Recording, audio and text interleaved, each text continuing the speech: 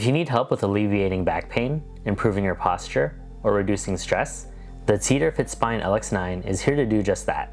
The Teeter FitSpine LX9 is an advanced inversion table designed to promote spinal health and relieve back pain through inversion therapy. Inversion therapy is a method where you hang upside down or at an angle, the spine elongates and the space between your vertebrae increases, which reduces pressure on your spinal discs, relieving pressure on pinched nerves and reducing back pain.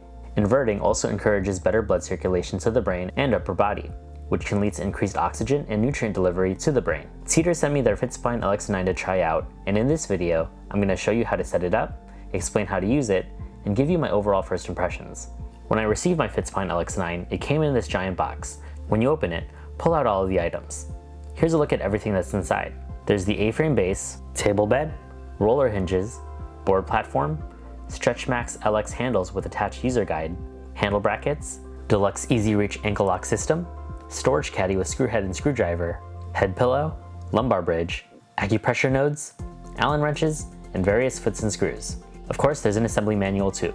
Everything you need to assemble the FitSpine is included in the box, so you won't need any other tools, which is really convenient.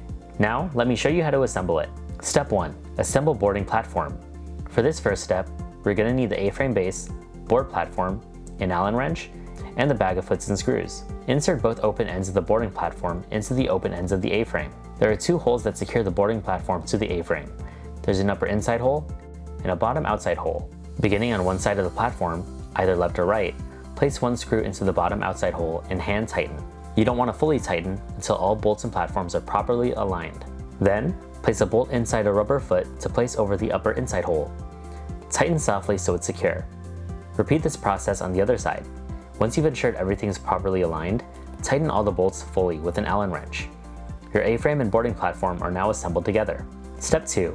Assemble handles and brackets. Something that comes unique for the LX9 models is a storage caddy, so let's put that together first. You'll need the left handle, which is marked with an L underneath, as well as the storage caddy, Phillips head screwdriver, and a single screw. Align the storage caddy under the hinge cover of the left handle so that it fits over the bottom bolt hole. There's a tiny hole above where the single screw fits. Use the Phillips head screwdriver and tighten the screw once you've ensured it's aligned properly. Now the storage caddy is securely attached to the left handle. From here, we can begin assembling the handles and brackets to the A-frame. We'll need the handles, handle bolts, an Allen wrench, and the handle brackets. The left and right handles align with the left and right sides of the A-frame. Align the handle to the A-frame and hand tighten the 3 handle bolts. Repeat this process on the other side. Now, we can align the handle brackets. These are broken up into 4 pieces, with 2 pieces for the left and 2 pieces for the right, and there are markings inside to let you know if it's the left or right side and the inside or outside piece. We'll also need the handle bolts and screws. Notice that the screws go inside the bolts. The 2 same-sided pieces of the bracket clamp together, securing the handles to the A-frame. Place the bolt through the bolt hole on the bracket. Then align the screw on the other side. You can use the 2 Allen wrenches simultaneously to tighten. Then, you can tighten the handles once you've ensured everything is secure. Repeat this process on the other side. Step 3. Assemble roller hinges to table bed. The roller hinges control the responsiveness or rate of rotation of the inversion table. There are 3 hole settings from which you will select based on your body weight and preferred inversion angle. If you're a beginner who doesn't want to experience full inversion just yet, then you may opt for the B or C position, but can always adjust later. Rest the table bed against the crossbar at the front of the A-frame.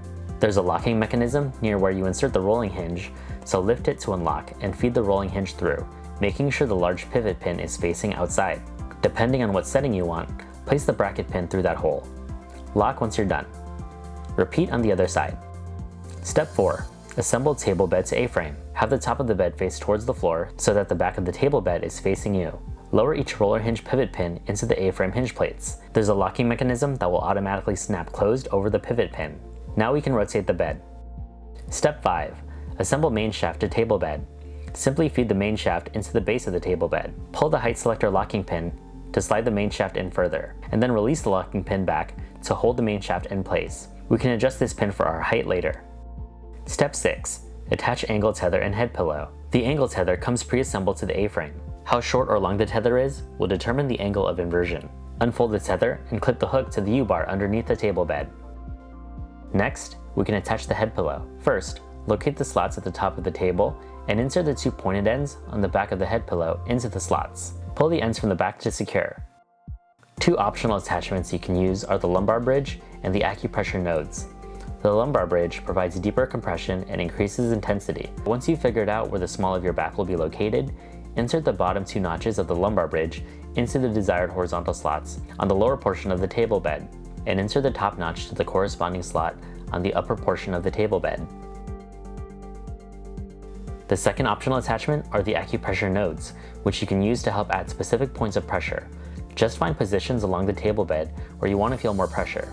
Unscrew the backing from the node and feed it through the open slots, then tighten.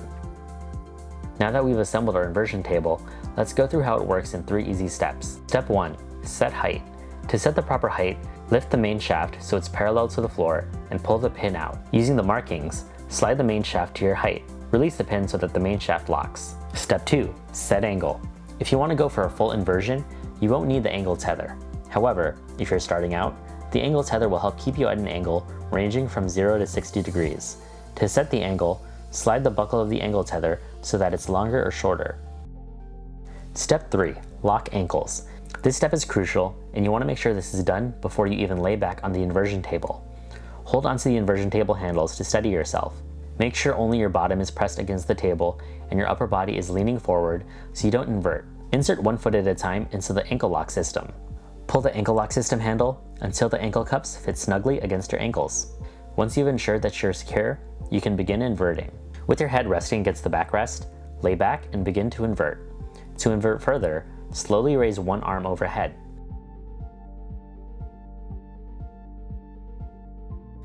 Then slowly raise your second arm until you've fully inverted to the preset angle from the tether. Decompress by resting and relaxing with your arms overhead, focusing on allowing your body to elongate. If you're new to inversion, you'll want to start with 1 to 2 minute sessions multiple times per day. Eventually, you can work your way up to 3 to 5 minutes. The more often you practice, the better your back and spine will feel. Also, as you progress, you can work your way to full inversion. Although 60 is known as the magic angle at which the pressure in your discs is at or near 0, and your spine is able to fully decompress.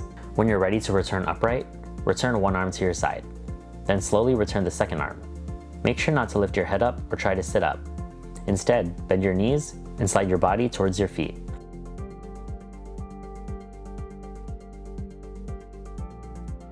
Press on the ankle lock system handle and push it away to unlock your ankle locks. Safely step off of the table.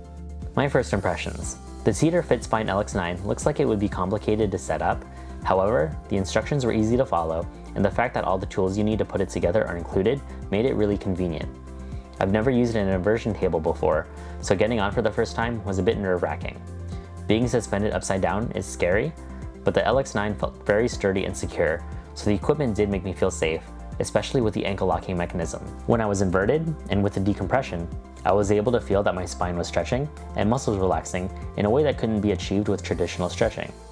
I'll go more in depth on how I feel after more sessions in a later video, but if you're looking for an inversion table to help you with your back pain, or to just help you relax, the Teeter FitSpine LX9 is a great option. If you're interested in buying one, I have an affiliate link in my description that supports this channel. Thanks for watching, and I'll see you in the next one.